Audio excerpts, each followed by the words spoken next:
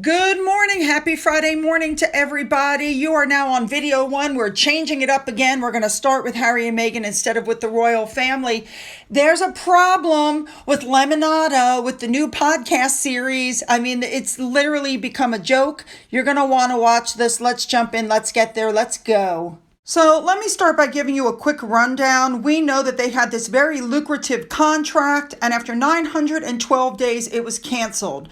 And a joint statement was put out, supposedly by Archewell, saying that they and Spotify had decided to part ways, and they were very proud of the work that they had done together, essentially.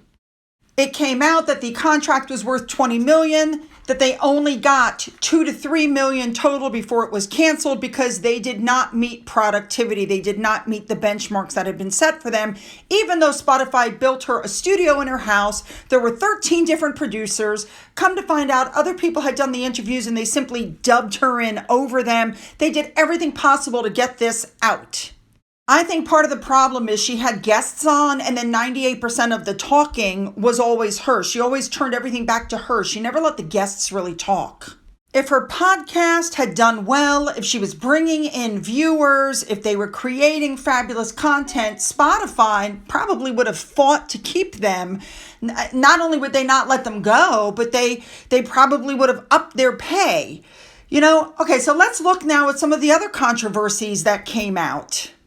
To start with, they blamed the failure of the deal on Spotify. They said that nobody explained the lay of the land. Now remember, Spotify did build her a studio in her house. They had 13 producers. They had all these people doing the work, but they claimed that Spotify set up too much red tape, and that's why they couldn't produce anything. And just in case you're aware, the two of them produced, I don't like to throw Harry in there. This wasn't Harry, this was Meghan's. She produced less than 13 hours of content during the 3-year partnership. It was the 12 episodes of Archetype and a 30-minute Christmas special that bombed. Remember, Meghan likes to uplift women, but Rebecca Sananis stepped out of the shadows and said, "Excuse me, I created Archetypes, not Meghan Markle. Meghan took full credit for it, but it was mine." She said that the people behind the podcast are, quote, undervalued, undercredited, and underpaid producers. She said, "I am the executive producer and creator of Archetypes." So she's one of the people who basically, she took a jab and said, this wasn't Meghan, this was me. While they were not producing content, they were causing all kinds of problems. Do you guys remember with Joe Rogan, that whole controversy? Yeah. And then, of course, Joe Rogan had to clap back. We heard that Joe Rogan clapped back that Meghan had ruined the prince. We also heard at one point Spotify was threatening to sue if they didn't put something out because they hadn't produced anything. So Meghan Markle was eventually picked up by some group called Lemonada, which has such a small budget, the guests that are coming on are going to have to do it for free. There's no money this time. And I remember when she did this, she took her, as you can see, the picture from Spotify, and all she did was slap Lemonada on it and change the, get rid of the green around the outside, which shows that she put absolute minimal effort into this. Lemonada came out and said, "We're going to release Spotify so that it can be reached by everybody," because for some reason they seem to think that it being released on Spotify, which is the biggest streaming service, wasn't good enough to, get it out there. Remember, this is nothing new. This is the same Archetypes podcast that was previously released. We know Meghan tried to copyright the word archetype, which is a 400-year-old word, and her application was absolutely denied. Now, if you want to hear Meghan talk about how Archie was almost killed in that non-fire because there was no fire and he wasn't even in the room, you can just sign back up to Spotify. You don't even need to go to Lemonada.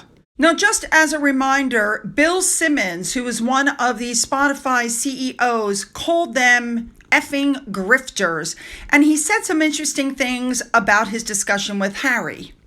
When asked if he worked in negotiations, he said, and these are all quotes throughout this whole thing, he said, "I wish I had been involved in the Harry and Meghan leave Spotify negotiation." He said, "Effing grifters, that's the podcast we should have launched with them."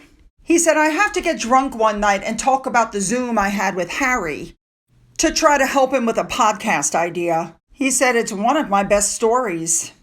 Oh my God. He said, and I'm quoting, "Shoot this guy to the sun. I'm so tired of him. What does he bring to the table? He just whines about stuff and keeps giving interviews. Who cares? Who cares about your life? You weren't even the favorite son. You live in Montecito and you just sell documentaries and podcasts, and nobody cares about what you have to say unless you talk about the royal family and you just complain about them." Dang.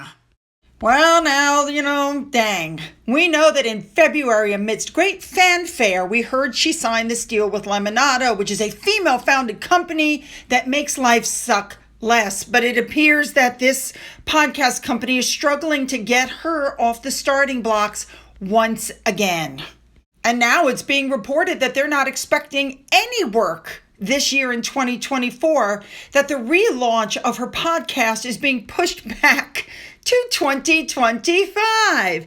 And Lemonada, they're saying, is now concerned that there would be scheduling conflicts between the launch of its podcasts and Meghan's new lifestyle brand. Now, they asked Meghan directly, and her source declined to comment, but says or claims that they have a list of very high-profile guests scheduled to participate. And guests on her new series for 12 podcasts include Serena Williams and Mariah Carey, who were on the original show. So that tells me that she's having trouble getting people. Apparently, a lack of available dates for her prospective guests is proving to be a problem.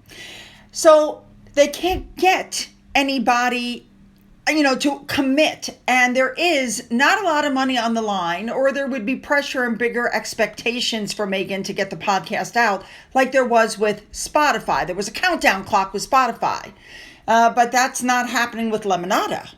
Very high-profile guests usually have their dates and their diaries filled months in advance, and Meghan should know that. And so, of course, they're having trouble getting people. That just doesn't surprise me. And Lemonada apparently is concerned that the podcast launch would be overshadowed by Meghan's new television series, which of course we know that she's already started filming. Back in February, Meghan said she was, quote, overjoyed to be joining Lemonada. So she said this, she joined, and now she's not doing any work for them. Sounds very familiar, like what she did with Spotify. She's joined them and she's not doing crap. And what she said was being able to support a female-founded company with a roster of thought-provoking and highly entertaining podcasts is a fabulous way to kick off 2024. And then nothing. Crickets. Silent. And the head woman from Lemonada said at the time that they were beyond honored that Meghan trusted them to help, push out her podcasts. I wonder what they were thinking about it now. Like, seriously. All right, you guys, I need your comments. Don't forget to leave them. Don't forget to hit the like button and the subscribe button, and follow me over to video number 2. You're not going to want to miss this. Let's go.